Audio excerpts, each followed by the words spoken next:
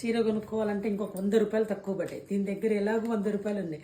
ఆ 100 రూపాయలు కొట్టేస్తే కానీ సరిపోయినా నా చీరకు ఒక 100 రూపాయలు తక్కువ పడ్డాయి. 100 రూపాయలు ఇవ్వవా? ఇయ్యను మా, నీకు ఎన్ని చీరలు కొనుక్కుంటావు? అసలు ఊకే అర్థం కాదు, ఊకే నా డబ్బులు అడుగుతావు. నాకు అసలే ఉన్నాయే 100 రూపాయలు. నీ 100 రూపాయలు నాకు ఏనంటున్నావు కదా, నీ 500 నీకు ఇస్తా.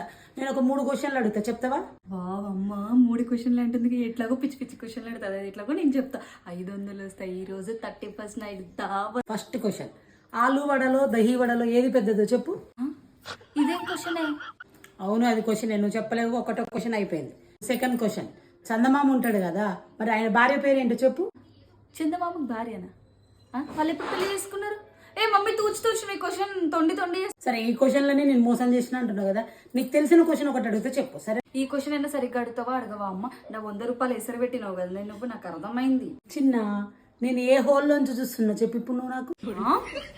నువ్వు మోసం చేసినావు మమ్మీ. 100 రూపాయలు నీకే.